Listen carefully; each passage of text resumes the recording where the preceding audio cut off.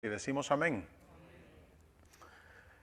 Eh, Creo que, bueno, qué bueno, ¿verdad? De que, al menos yo estoy hablando por mí, que no he sentido la presión de quererme apresurar demasiado con este estudio sobre Romanos.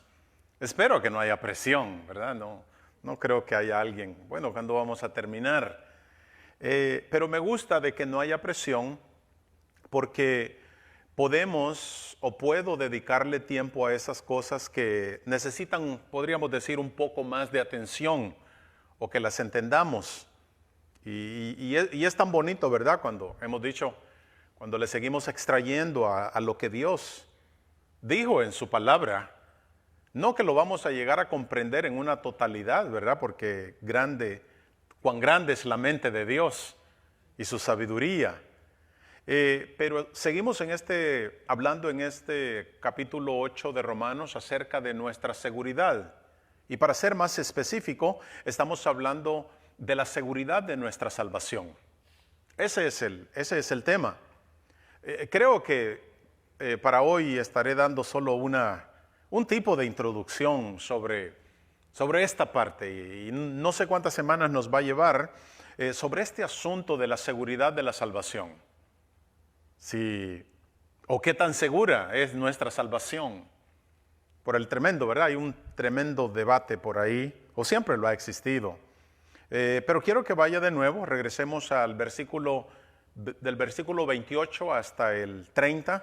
Ya hemos hablado bastante de ese versículo 28, pero es necesario que lo pongamos junto con estos tres versículos hasta el versículo 30 porque nos da una claridad, nos da un entendimiento más claro de lo que el apóstol Pablo quiere decir, al menos en esta parte. ¿Lo tiene? Y sabemos que a los que aman a Dios, todas las cosas le ayudan a bien. Esto es, a los que conforme a su propósito son llamados. Porque a los que antes conoció, también los predestinó, para que fuesen hechos conforme a la imagen de su Hijo, para que Él sea el primogénito entre muchos hermanos. Y a los que predestinó, a estos también llamó, y a los que llamó, a estos también justificó, y a los que justificó, a estos también glorificó. Yo no sé, pero al menos cuando leo esto, entre más lo leo, lo veo más claro. Que yo creo que no se debería de dar ninguna explicación de que si la salvación se puede perder o no. O sea, los versículos para mí lo ponen tan claro. Y no solamente son estos versículos, pero ha existido desde hace un montón de años, viene un tremendo debate entre el cuerpo de Cristo en la iglesia, de que si se puede o no perder la salvación. Y el debate ha sido tan tremendo de que todavía hay división, al menos en cuanto a este asunto. Y bueno, les confieso que en un tiempo yo pensaba o se me había enseñado que la salvación sí se podía perder. Pero cuando analizo también por qué era que creía de esa manera, era porque simplemente estaba aceptando lo que otros me decían o lo que escuchaba. Pero no era que en verdad me metía a estudiar el tema. No, yo creo que a lo mejor ni me interesaba mucho o no le ponía atención. Pero cuando lo empezamos a analizar, o al menos de una manera cuidadosa, y cuando entendemos el contexto de dónde viene la salvación o de cómo ocurre la salvación en nosotros, tenemos que llegar a la conclusión de que no se puede perder de la manera como llega a nosotros. Porque no era que era algo que nosotros andábamos buscando. No, si usted analiza su vida, es Dios que de alguna manera ha puesto esa inquietud en sus vidas. Así se lo pongo yo a mis hijas. Dios, en su providencia, en su conocimiento, Él, desde antes de la fundación del mundo, Él hizo que ustedes, hablando con mis hijas, nacieran en un hogar donde se les va a hablar de la palabra del Señor, donde se les está enseñando a amar al Señor, y eso no lo debemos tomar como una casualidad. Es Dios moviendo las piezas. Y cada quien tiene su historia, ¿verdad? Pero podemos ver cómo de alguna manera Dios ha ido trabajando por ahí. Y podemos tener la seguridad de que la salvación para nosotros también es segura. Y donde yo creo que vemos más esto es en este capítulo 8. Y para ser más específico, en estos versículos que leímos. Porque hemos estado viendo que una vez que el Señor movió las piezas, por decirlo así, para nosotros convertirnos a Él, para ser creyentes, bueno, pues entonces ahora Él mismo viene y hace que todas las cosas cooperen para nuestro bien. Y que nada obre, por muy mal que sea, ya lo hemos estado viendo, ¿verdad? Por muy mal que sea, nada de eso va a obrar para nuestro mal supremo. ¿Cuál es ese? El de que vamos a perder la salvación o que vamos a ser condenados. No, Dios de una u otra manera va a ir trabajando todas esas áreas. Y yo creo que donde vemos la frase esa que nos trae bastante seguridad, yo creo que es esa en el versículo, bueno, parte en ese versículo 28 que alcanzamos a ver la última vez, cuando dice de que hemos sido llamados conforme a ¿qué? A su propósito. No al nuestro, sino al suyo.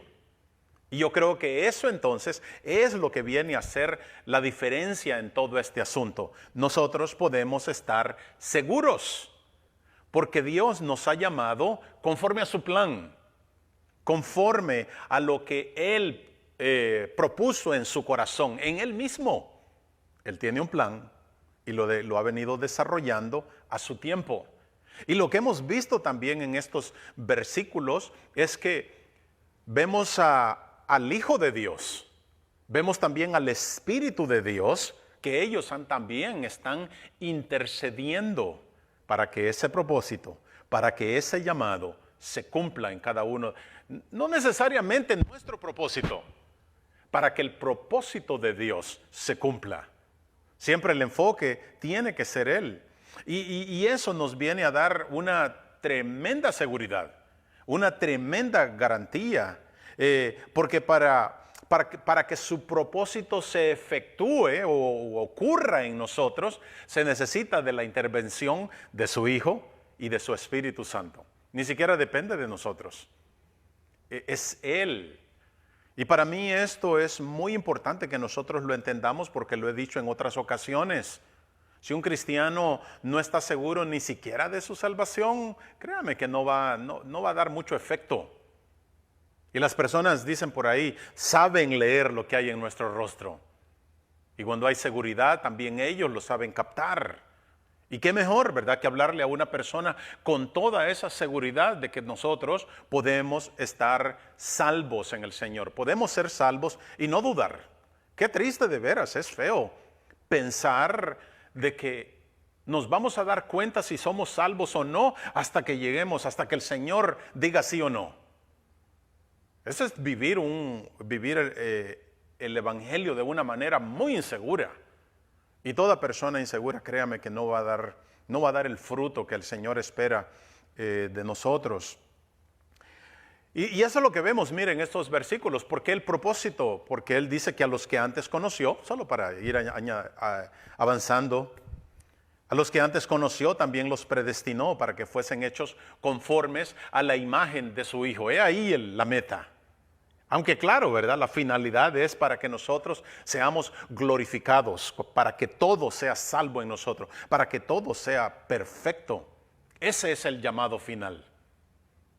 Y cuando pensamos en esas cosas, lo hemos dicho, ¿verdad? Que todo lo que ocurra en este mundo lo vamos a poder sobrellevar, porque vamos a entender que eso es temporal y no se puede comparar a la gloria que nos espera. Tiene que haber una constante motivación en nosotros. Tiene que haberla. ¿Verdad? No es solo para check, cubrir, ¿verdad?, todo lo que tenemos que hacer. No, tiene que haber algo más allá, un llamado más grande que lo que hemos experimentado. Ahora, entendemos, ¿verdad?, que esto no es fácil, especialmente entender los temas de Romanos. O este tema no es fácil. Un comentarista dice que es un libro muy profundo en significado Y que algunas veces van a llegar algunos momentos cuando tenemos que hacer a un lado la lógica humana o la sabiduría humana y confiar en la sabiduría de Dios. Que si Él lo ha dicho es porque tiene un propósito. Algunos escritores dicen de que cuando nos encontramos con escritos como estos es cuando tenemos que depender más del Espíritu Santo para que sea Él abriendo nuestro entendimiento para poder entonces comprender cuál fue el mensaje original del Señor, teniendo en mente que nuestra mente es limitada. Nuestra mente, ¿por qué no? Nuestras mentes son insignificantes. Así lo dice Dios, ¿verdad? Que lo más sabio del hombre es como lo más bajo de su sabiduría. No hay comparación. Ahora, alguien también dijo que cuando la gente tiende a no comprender lo que Dios quiere decir en su palabra, por no entenderla, tendemos a acusar a Dios, porque estamos entendiendo otra cosa más. Y empezamos muchas veces a culpar a Dios de lo que está diciendo, y Él no lo está diciendo. Es otro mensaje el que Él está dando, pero debemos entonces comprender nuestras limitaciones, porque por esa limitación podríamos entrar, o las personas entran al error de cuestionar la justicia de Dios. Cuestionan muchas veces hasta el amor de Dios. Cuestionan la santidad de Dios, porque están entendiendo las cosas de otra manera. Y muchas veces el no entender las cosas de Dios ahora los hace alejarse de Él. No quieren nada con Él. Y cuando nos veamos, porque muchas veces ocurre, cuando nos veamos tentados a cuestionar lo que Dios en verdad quiere decir, debemos de recordar que todavía nosotros estamos en esta carne. Pablo lo dijo: ¿quién me librará, verdad, de este cuerpo de muerte? Cuando digo carne, estoy hablando de toda esa manera de pensar que hemos venido arrastrando del mundo. Hablaba con un hermano, no es fácil. Y por eso es que también nosotros tenemos que tener paciencia con las personas. Muchas veces tenemos que también llegar a la conclusión de la que llegó Pablo, que lo vamos a ver en el próximo capítulo, en el capítulo 9 de Romanos. Cuando él dice, oiga las palabras de Pablo ahí en Romanos 9, mas antes, oh hombre, ¿quién eres tú para que alterques con Dios? ¿Dirá el vaso de barro al que lo formó, ¿por qué me has hecho así? Debemos de recordarnos eso. Él sigue siendo el alfarero y nosotros solo somos lodo. Barro se oye mejor. Pero Él es el maestro, no nosotros. Y tenemos que nosotros comprender eso, ¿verdad? Por eso mismo, por lo débil que es nuestra mente. Jamás podemos cuestionar la sabiduría de Dios, jamás podemos cuestionar el amor de Dios, porque todo lo que Él hace, lo hace perfecto. Y todo lo que Él hace, lo hace bueno. Y nadie puede cuestionar a Dios por lo que Él hace. Nadie le da ni siquiera consejos. Él cuando va a hacer algo no dice, ok, vamos a tener una reunión. No, Él lo hace.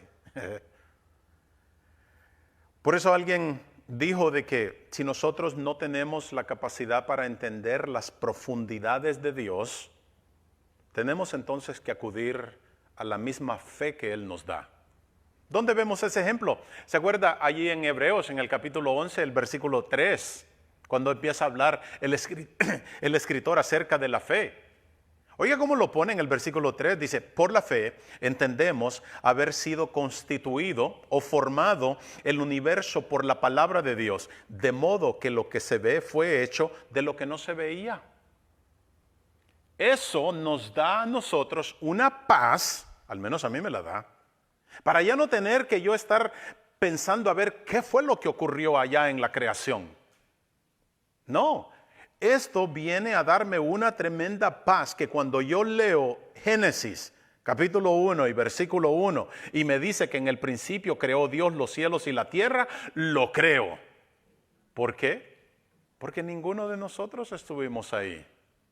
Tengo que confiar que eso es lo que me dice la palabra del Señor. Y eso viene a darme una paz para ya no tener que yo preocuparme de eso. Pero tengo que creer, porque ese es el principio. Si eso está dañado, todo se va a dañar. Esto no, alguien decía, esto no es un tema secundario. No, tenemos que creer lo que la palabra del Señor dice. Tampoco, dice un escritor, tampoco podemos llegar a simplemente decir,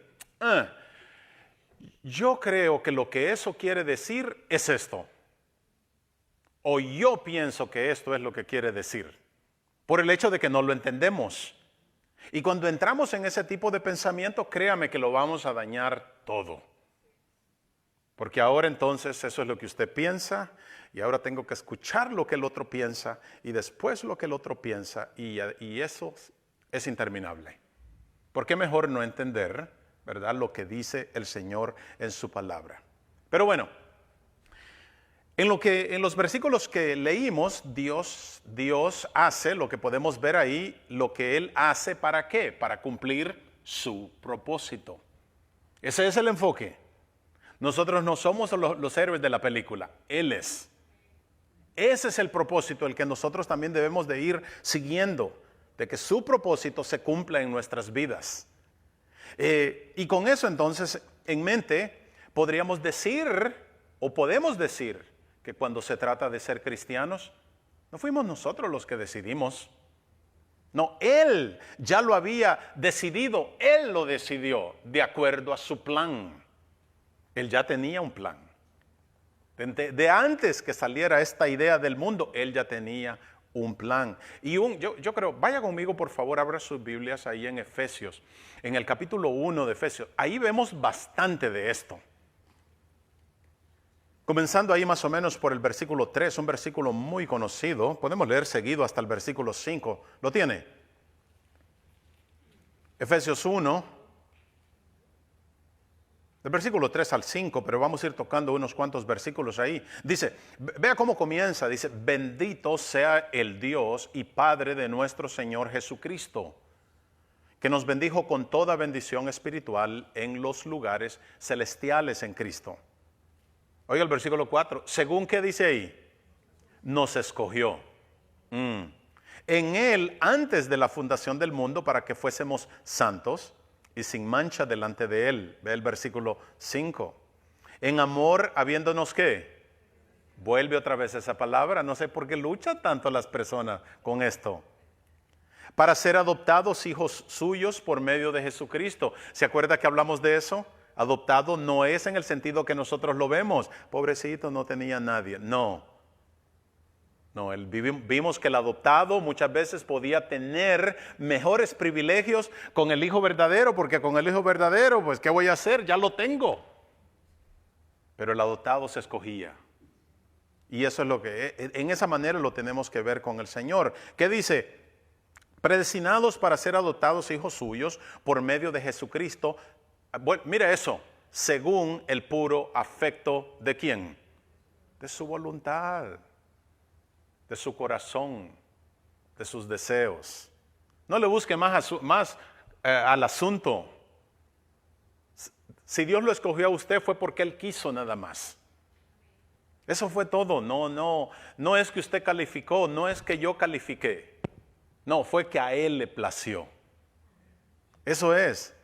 Ahora, esta elección, que es otra manera como las personas lo entienden, esta elección no es porque Dios es omnisciente y Él ya sabía lo que iba a pasar. Y Él fue al futuro, o vino al futuro, y miró que Patricia iba a decir que sí al Evangelio. Entonces voy a elegir a Patricia. No. Porque eso todavía depende de la elección de quién. Perdón que use la hermana Patricia. De la elección de ella o la elección de nosotros. Eso entonces ya no sería ni elección ni predestinación. Porque depende de nuestra elección. De la manera como nosotros respondamos. Y no es lo que está diciendo. No es eso, no se trata de eso la elección de Dios. Vea que ahí donde comenzamos a leer en el versículo 3, hay una alabanza. O sea, se está alabando al Señor y la alabanza es a Dios. ¿Por qué dice el escritor? Dice, porque nos bendijo con toda bendición espiritual en los lugares celestiales. En otras palabras, la gloria es ¿para quién? Para Cristo, para Dios. Él se sigue llevando toda la gloria, porque no fue que nosotros decidimos, sino que Él decidió. Y la alabanza es precisamente por eso, porque Él nos escogió. Véalo de esa manera, no es que entre arrogancia en nosotros, al contrario, tiene que haber humillación y agradecimiento y alabanza, constante alabanza. Señor, gracias porque me escogiste. Qué lindo, ¿verdad? Cuando somos escogidos. ¿Verdad? Yo no sé si usted ha pasado por ahí, ¿verdad? De que está esperando una decisión y Oscar, ahí estoy. Hay una emoción. Ahora imagínese con lo de la salvación. El Señor nos escogió por su puro amor. Fue entonces su elección, fue su decisión que nosotros seamos sin mancha. ¿Qué quiere decir eso? Sin culpa, sin pecado. Eso es maravilloso. Él vino a quitar nuestra culpa, pero fue decisión de Él. Ve el versículo 5, dice que todo eso es porque Él nos ha predestinado para ser adoptados hijos suyos. Y oiga, ahí sigue, como sigue diciendo ese versículo, según el puro afecto de su voluntad. Me gusta esa palabra, puro. Ahí no hay decisión de nadie, no, Él, exclusivamente de Él. Bueno, Juan lo dijo, ¿se acuerda? Los que han estado viendo el libro de Juan desde un principio en el capítulo 1, versículo 13, solo para escoger algunos. Dice, los cuales, dijo Juan, no son engendrados de sangre, ni de voluntad de carne, ni de voluntad de varón, sino ¿de quién? De Dios. Otra vez es Dios.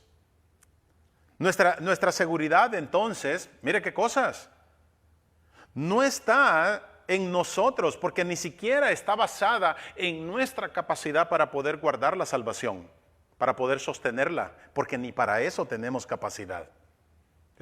Decía mamá, ni para eso eres bueno. Dios entonces es el único que tiene la capacidad para cumplir su propia palabra en sí. Él lo dijo, Él lo decretó, pero Él mismo se arregla para que se cumpla, porque al final Él tiene que salir glorificado, porque su plan no puede fallar. Lo de nosotros sí. Pero Él todo esto lo hace para su gloria. Mire que cuando usted analiza el pacto que Dios hizo con Abraham, en medio del pacto, a mí me llama la atención, o nos llama la atención, que hizo dormir a Abraham. O sea que en otras palabras, Abraham ni cuenta se dio del pacto. En otras palabras, Dios hizo un pacto con sí mismo. El pacto se iba a cumplir en Él. Él iba a cumplir con todo los tratos que se hizo. Porque sabía que Abraham, como ser humano, no íbamos a poder cumplir. Él lo hizo, siempre ha sido Él. El versículo 6, mire de ahí de Efesios 1, dice que fue para alabanza de la gloria de su gracia. Ve el versículo 9. Dice que nos ha dado a conocer el misterio de su voluntad según su beneplácito o su aprobación, el cual se había propuesto en sí mismo. De nuevo, volvemos a ver que todo fue su decisión. Y lo vuelve a corroborar. Mira el versículo 11. También hemos obtenido herencia, habiendo sido predestinados según el propósito de aquel que obra todas las cosas conforme al consejo de su voluntad. Me gusta esa palabra, obra o trabaja. Viene del griego energeo, es de donde viene la palabra energía. Él entonces es el que viene y energiza todas las cosas, activa todas las cosas para que al final se haga su voluntad, para que se logre su propósito. Es decir, de que todo ha sido por su deseo. A Él, a nuestro Dios, le plació redimirnos. A Él le plació salvarnos. Eso es muy bueno porque el enemigo y nuestra misma carne nos viene a atacar. ¿Tú, salvo? Podemos entonces tener la confianza de que sí es verdad, soy salvo. ¿Y sabes qué? Fue por pura voluntad de Dios. Eso nos da seguridad, eso nos ayuda. Claro, seguro, tenemos que responder. Juan lo dice y lo pone bien claro. Él dice, a los que crean en su nombre. Él lo dice. Pero el siguiente versículo, también Juan, ¿verdad? Lo que leímos. Él dice, los que no han sido engendrados de sangre. O sea, no tiene origen humano. Y ahí empieza a dar, ¿verdad? Todo el listado, sino de Dios. De ahí es donde viene, de Dios. Ahora, si Dios, esto también es difícil para algunos, si Dios ha decidido escoger a algunos, podemos respetar, ¿verdad? Que eso es su soberanía, es su prerrogativa. Él es Dios, Él puede hacer eso. Romanos lo dijo. ¿Quién eres tú, hombrecito? Bueno, Él no dice hombrecito, pero así me veo yo. Dios tiene ese derecho, pero debe, y lo hemos dicho en otras ocasiones también, el hecho de que Él escoja solo algunos, eso no lo hace injusto. Porque lo hemos mencionado en otras ocasiones, que aun si el Señor no hubiese salvado a nadie, Él seguía siendo justo. Y aun si no hubiera salvado a nadie, todavía Él es un Dios de amor. Eso no cambia absolutamente nada. ¿Por qué? Porque si Él hubiese permitido que toda persona muriera eternamente, lo que se estaba cumpliendo ahí era precisamente la justicia. Porque si todos pecaron, todos merecían ¿la qué? La muerte. Cuando decimos nosotros que se haga justicia, es porque lo que estamos pidiendo es que se le pague a la persona basado en lo que hizo. Bueno, pues para que haya justicia, la muerte tenía que pasar a todos nosotros. Dios, sin nosotros o con nosotros, Él sigue siendo justo. Tampoco Dios necesita a la humanidad para mostrar su amor. No, ya Juan nos lo dijo, ¿se recuerda? Él dijo, Dios es ¿qué? Es amor. Juan no dice, y desde que aparecieron los humanos, ahora Dios es amor. No, Él ya es amor. Es más, Juan, él dice en el versículo, en Juan 3:35, él dice, el Padre ama al Hijo. ¿Ve que llamaba? ¿Desde cuándo lo amaba? Desde antes desde el principio. Desde el principio de los principios. El principio que habla Juan, en el principio de todo. Ya desde ahí a Dios lo amaba. ¿Ve que no necesita, como algunos se atreven a decir, es que Dios me necesita a mí para Él probar su amor? No, Señor. Él ya es amor y amado desde la eternidad. Ahora, algo que podríamos tratar de entender es que a través de la elección o la predestinación, nos da la seguridad de que la salvación no depende de nosotros. ¿Entendió eso? Eso debería de darnos más todavía seguridad y más garantía. Le decía a los muchachos el domingo en la orientación para bautismos, que qué bueno que fue su decisión, porque nosotros somos tan vulnerables, ¿verdad? Con nuestra decisión. Algunos a veces hasta cuando se casan, ay, me habré casado con la... Muchas veces eso puede ocurrir también con la salvación. A lo mejor no estaba listo, a lo mejor fue que estaba en un momento de necesidad y por eso fue que vine a Dios. Si me alejo, yo creo que Dios me va a comprender.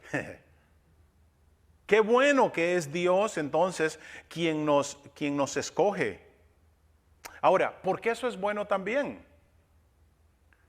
Porque si dependiera de nosotros, también entonces dependería el nosotros poder sostener la salvación. Y si dependiera de nosotros sostener la salvación, estamos perdidos. ¿Por qué? Porque todos los días pecamos. Y no voy a usar esa frase muy superficial que decimos, oh hermano, todos los días pecamos con nuestra mente. No, pecamos bastante, más que con la mente. Sí, ponemos la mente para que no se oiga tan mal. No, pecamos más que eso. Solo para darle algunos ejemplos, todos los días nosotros pecamos porque la palabra del Señor nos dice que nosotros todos los días deberíamos de amar al Señor con todo, a nuestro Dios con todo nuestro corazón, con toda nuestra alma, con toda nuestra mente y con todas nuestras fuerzas. Dígame, ¿quién de aquí ama al Señor de esa manera todos los días? ¿Se atreve? ¿Verdad que no? No, que en el último momento yo voy a pedir perdón al Señor por todo lo que hice. No, todos los días quebrantamos ese mandamiento. Y el segundo es igual, dice que debemos de amar al prójimo. Si no quebrantáramos ese mandamiento, de veras que las bancas estuvieran con más gente. Pero todo el tiempo lo quebrantamos porque no podemos cumplir con eso. Por eso es maravilloso que cuando ahora entonces el Señor nos ha escogido desde el principio, Él también se encarga de esos detalles. Él también nos ayuda a manejar esa situación. Porque de otra manera, de veras que viviéramos perdidos todo el tiempo. Es Él. Pero podemos decir esto, y ojalá que si usted batalla con este tema, debemos de entender, yo trato de explicarlo, se me hace muy difícil para que las personas lo entiendan. Esa es la parte muy exclusiva de Dios en cuanto a la elección. Es más, Él es el único que sabe a quiénes son los que ha escogido. Nosotros podríamos darnos cuenta por los cambios que Él ha hecho en nuestros corazones, ¿verdad que sí? La transformación que ha hecho en nuestras vidas, por la manera como ha cambiado mis deseos o nuestros deseos. Ahora en nosotros hay como un deseo de nosotros amar su palabra y cumplirla. Y también hay un sentido de tristeza cuando la quebrantamos. ¿De dónde salió todo eso? No de nosotros. Esa es la nueva naturaleza que el Señor ha puesto en nuestras vidas. Y cuando llegamos a esa comprensión, tampoco tenemos problemas de que el Señor sea soberano y de que Él haga lo que Él quiera, ¿verdad que no? Al contrario, nos gusta que Él lleve la dirección y la rienda. ¿Por qué? Porque podemos descansar en Él. Qué lindo, qué lindo. Podemos tener esa confianza de que cualquier decisión que tomemos, ya le hemos traído delante de Él y cuando lo hagamos, Señor, tú diriges mi vida. Qué lindo. Pero todavía, por otro lado, todavía nosotros tenemos la responsabilidad a responder a ese llamado. Dios lo tiene que hacer, porque si Él solo viniera a levantar a los escogidos, por decirlo así, entonces no hubiera llamado. Pero el llamado es muy importante para que todas las personas tengan la oportunidad de responder. Tiene que ser así.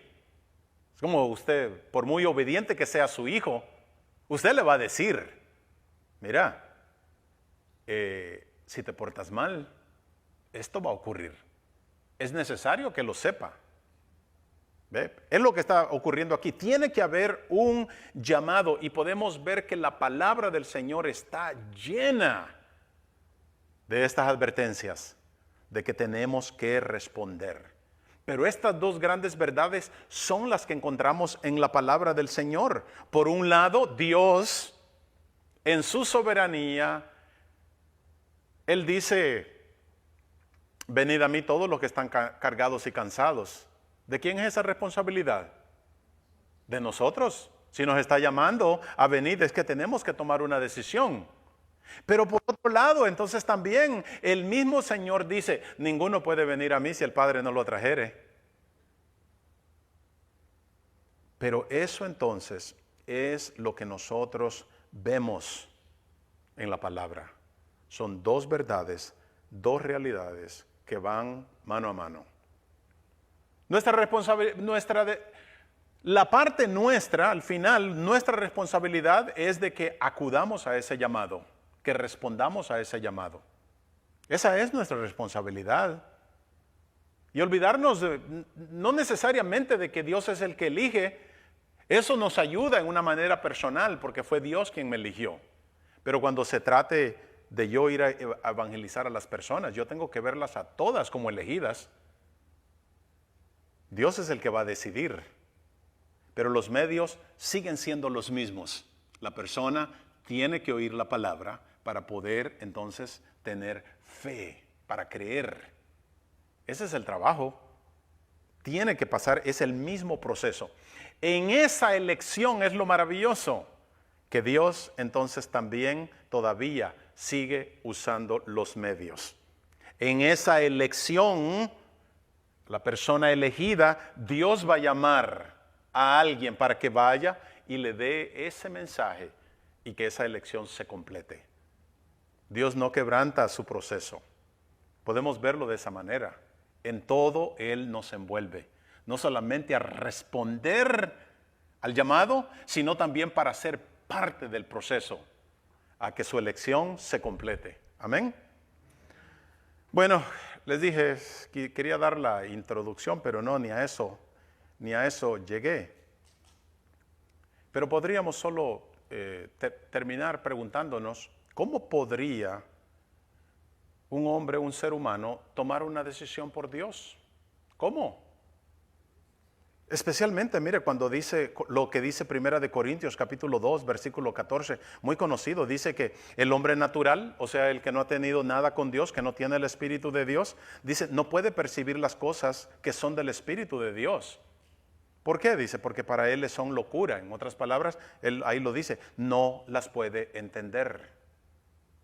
Y en 2 de Corintios, capítulo 4, el versículo 4, también dice que eso es porque el Dios de este siglo les ha cegado el entendimiento a los incrédulos, dice el escritor, para que no les resplandezca la luz del Evangelio. Esa es la salvación o la gloria de Cristo. Y por si eso fuera poco, Efesios, mire, capítulo 2, el versículo 1, dice que Dios nos dio vida, nosotros estando como muertos en delitos y pecados. ¿De qué parte está hablando? De la parte espiritual. Estábamos muertos espiritualmente. La parte que murió instantáneamente allá en el Edén, cuando Adán y Eva pecaron. Murieron. Esa era la parte de nuestro ser que se puede comunicar con Dios. Literalmente, entonces, podemos decir esto, de que Dios tuvo que volver a soplar aliento de vida, y esta vez a través de nuestro Señor Jesucristo, para que nosotros pudiéramos responder a Él, o a las cosas de Él, o a su llamado. Él tiene que volver a dar ese aliento de vida, a darnos vida espiritual, porque es de la manera como nos entendemos y conocemos a Dios. ¿Verdad que sí? Amén. Muy bien. Gracias, mis hermanos. Solo así